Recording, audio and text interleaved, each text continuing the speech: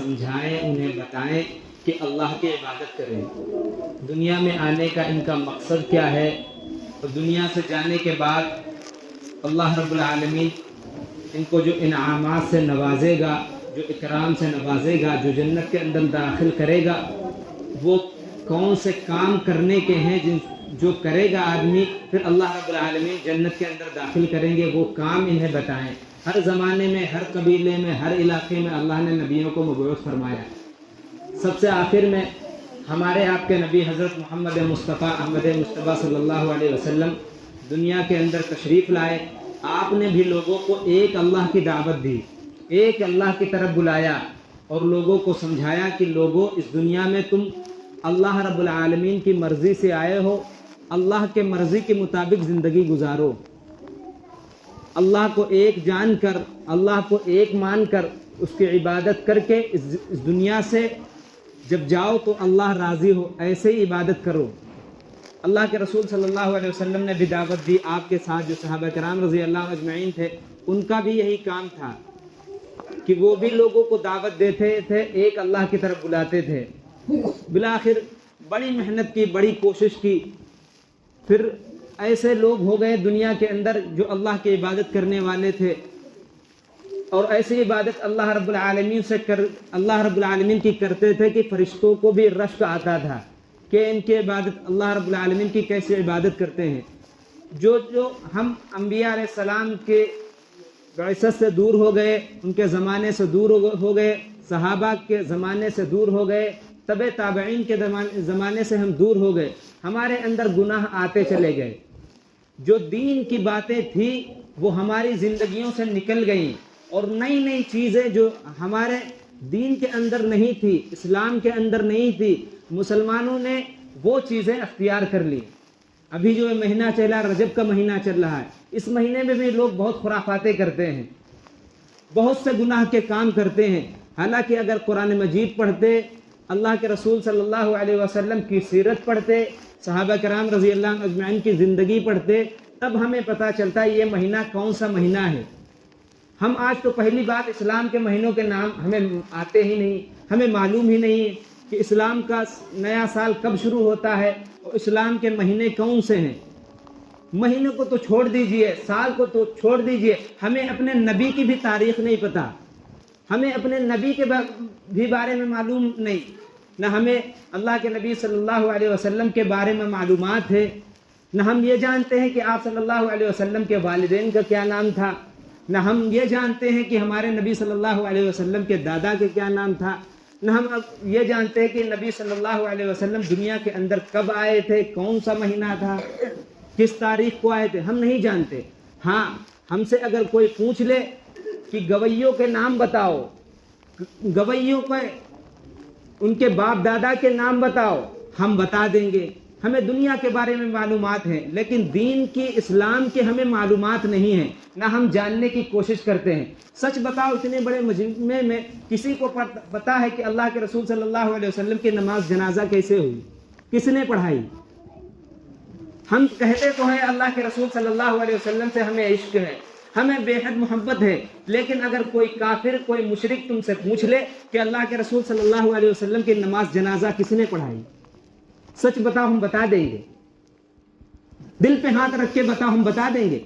ہمیں معلوم ہی نہیں، نہ ہم جاننے کی کوشش کرتے ہیں کہ اللہ کے رسول صلی اللہ علیہ وسلم اس دنیا کے اندر آئے تھے، ان کا مقصد کیا تھا، انہوں نے کتنی محنت کی تھی، کتنی قربانی دی تھی، کس وجہ سے دی تھی؟ اس وجہ سے دی تھی کہ ہم گناہوں کے اندر زندگی گزاریں، ہم اپنے مسجد سے، اپنے اللہ سے دور ہو کر زندگی گزاریں، مسجدوں کو ویران کر دیں، گناہ کے اڈوں کو آباد کر دیں، ہم اپنے نبی صلی اللہ علیہ وسلم کی سنتوں کا مذاق اڑائیں، ان کی سنتوں پر چلنا تو درکنار، ہم بعض اوقات ان کی سنتوں کو مذاق اڑاتے ہیں، نہیں اڑاتے۔ ہم میں سے کتنے لوگ ہیں جس کی شکل آج اللہ کے رسول صلی اللہ علیہ وسلم سے میل کھاتی ہے؟ ہم صبح پہلا کام یہ کرتے ہیں کہ سب سے پہلے اپنی داڑھی کو کاٹ کر پیشاب کے نالی کے اندر ہم بہاتے ہیں اسے۔ یہ اللہ کے رسول صلی اللہ علیہ وسلم کی سنت تھی۔ آج عاشق رسول بنے بیٹھے ہیں، لیکن اللہ کے رسول صلی اللہ علیہ وسلم کی جو سنت تھی یہی ایک سنت ہے داڑھی کی جو قبر میں ساتھ جائے گی۔ کتنے نوجوان ہیں جو فخر محسوس کرتے ہیں وہ داڑھی ہٹا کر، اور پھر کہتے ہیں ہم اللہ کے نبی صلی اللہ علیہ وسلم سے ہمیں عشق ہے۔ سچ بتاؤ، اللہ کے رسول صلی اللہ علیہ وسلم نے کل میدان حشر کے اندر ہمیں نہ پہچانا، کیسے پہچانیں گے؟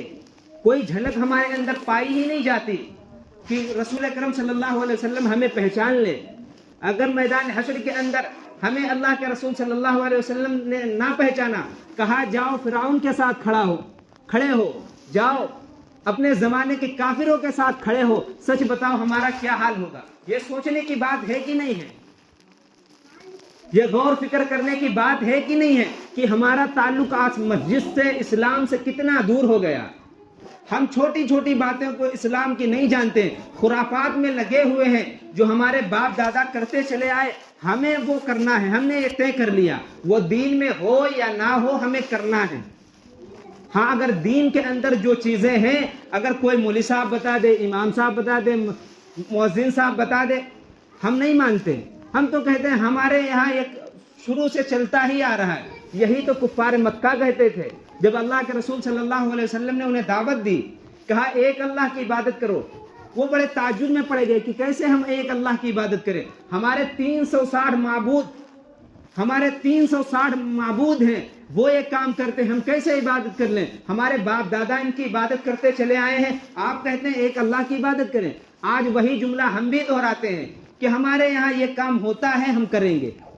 حالانکہ مسلمانوں کو یہ حکم تھا وَمَا آتَاكُمُ الرَّسُولُ فَخُذُوهُ وَمَا نَهَاكُمْ عَنْهُ، جو چیز رسول کرم صلی اللہ علیہ وسلم تمہیں دیں اسے لے لو، اور جس سے منع کرے رک جاؤ۔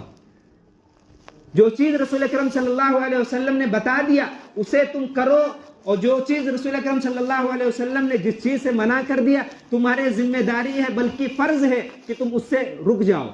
قل ان کنتم تحبون اللہ فاتبعونی یحببکم اللہ ویغفر لکم ذنوبکم، اگر تم چاہتے ہو کہ اللہ بھی تم سے محبت کرے اور تم رسول اکرم صلی اللہ علیہ وسلم سے محبت کرتے ہو اور اللہ بھی تم سے محبت کرے، تو اللہ تعالیٰ نے قرآن مجید میں کے اندر کیا فرمایا کہ فاتبعونی یحببکم اللہ، پھر میرے رسول کی اتباع کرو، میرے رسول کے طریقے پر چلو، جو دین انہوں نے پیش کیا ہے اسے جان کر اس پر عمل کرنے والے بنو، اسے پڑھ کر تم خود دین سیکھو، تم خود دین پر عمل کرو۔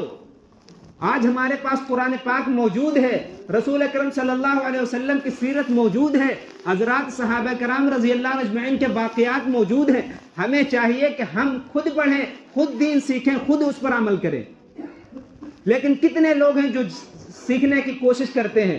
ہم میں سے بہت سے لوگ ہیں جنہیں نماز جنازہ جو ایک زندگی کا ایک جز ہے، ضروری ہے، کب کس کو کام آ جائے، کب کس کے یہاں کسی کا انتقال ہو جائے، یہ ایک ضروری چیز ہے، اسے بھی نہیں سیکھتے۔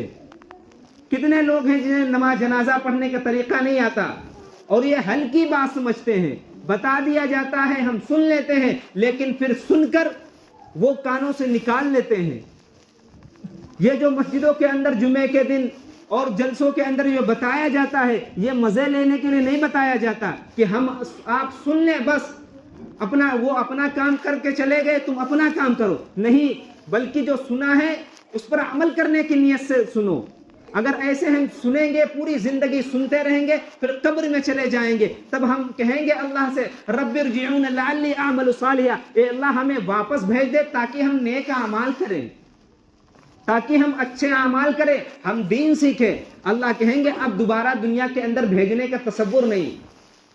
کہتے نا کہ ایک ہی بار زندگی ملی ہے، موج کرو، تو ایک ہی بار زندگی چاہے موج کر لو، چاہے دین اسلام کے مطابق زندگی گزار کر اللہ کو راضی کر کے چلے جاؤ، ایک ہی زندگی ملے گی۔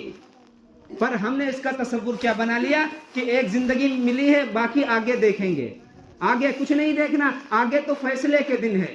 یہ دنیا اعمال کی جگہ ہے، یہاں جیسے ہم اعمال کریں گے وہاں قبر کے اندر ویسا اس کا صلہ ملے گا۔ کوئی شخص تم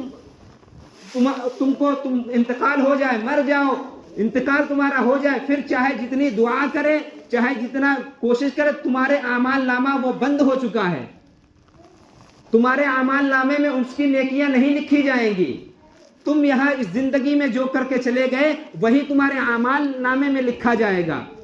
اس لیے یہ ہماری زندگی جو ملی ہے ہم اس کو اللہ کے رسول صلی اللہ علیہ وسلم کی سنتوں کو ایک ایک ڈھونڈ کر تلاش کر کر کے علماء سے پوچھ کے اس پر عمل کرے اور کسی بھی سنت کا مذاق نہ اڑائے, کسی بھی سنت کو کمتر یا ہلکا نہ سمجھے. یہ نہ سمجھے کہ یہ سنت ہی تو ہے, جمعے کے دن آئے ہیں 2 رکعت فرض پڑھ لیں گے, باقی کیا کہیں گے سنت ہی تو ہے, سنت ہی تو ہے, چھوڑ دی.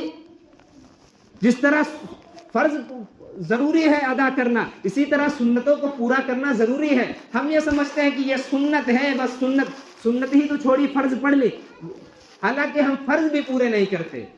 صرف ہفتے میں 2 ہی رکعت فرض ہے کیا؟ صرف دو ہی رکعت فرض ہے. صرف ہفتے میں ہم ایک ہی دن کھانا کھاتے ہیں کیا؟ ہم پورے ہفتے میں کھانا کھاتے ہیں, حالانکہ دن کے اندر 3 بار ہم کھانا کھاتے ہیں. صبح ناشتہ بھی کرتے ہیں, دوپہر میں بھی کھاتے ہیں اور شام کو بھی کھاتے ہیں, اور پورا ہفتہ اللہ کا رزق کھاتے ہیں. اور اللہ کا جب حکم آتا ہے تو ہم پیٹھ دکھا دیتے ہیں, صرف جمعے کے دن ہی چلتے ہیں.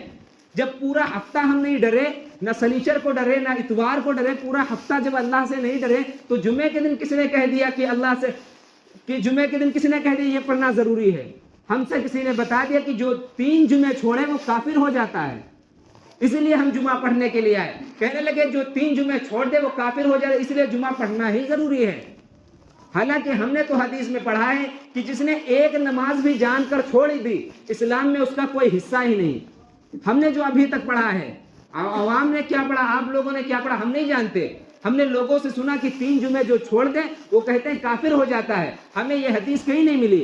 ہم نے تو یہ حدیث کے اندر پڑھا ہے جس نے ایک نماز بھی جان کر چھوڑ دی, اسلام میں اس کا کوئی حصہ ہی نہیں. اس لیے ذہنوں سے حدیث نکال لیں کہ 3 جمعے چھوڑنے سے آدمی کافر ہو جاتا ہے. جو شخص ایک نماز بھی جان بوجھ کر چھوڑ دے گا, اسلام میں اس کا کوئی حصہ ہی نہیں, اسلام میں اس کا کوئی حصہ ہی نہیں. اللہ کے رسول صلی اللہ علیہ وسلم نے یہ بتایا ہے. اس لیے ہم سب ارادہ کریں, نیت کریں, کوشش کریں, ہم پورا ہفتہ نماز پڑھیں گے اور سنت کو بھی سنت ہی سمجھ کر پڑھیں گے. یہ نہیں کہ ہم نے فرض ادا کر دی ہے, اب فرض پڑھ لیا, سنت کی کوئی ضرورت نہیں. بلکہ جب ہم مسجد آئے ہیں, اللہ کے گھر میں آئے ہیں, ہم سنتوں کو بھی پورا پڑھیں. پوری نمازیں فرض ہیں, 2 رکعت نماز فرض نہیں ہے.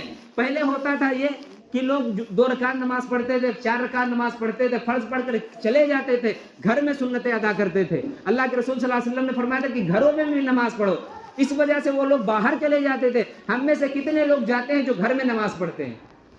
ہو سکتا ہے کوئی جائے اللہ ماشاء اللہ پڑھ لیتا ہو, ورنہ کوئی نہیں پڑھتا. اس لیے مسجد میں آئے ہو تو مسجد میں ہی پوری نماز پڑھ کے جاؤ, سنتوں کو بھی پورا کرو, نفل بھی پڑھو, اور آج سے نیت کر لو, ارادہ کر لو کہ ہم ساری نمازوں کی پابندی کریں گے. اور جب ہم ساری نمازوں کی پابندی کریں گے, اللہ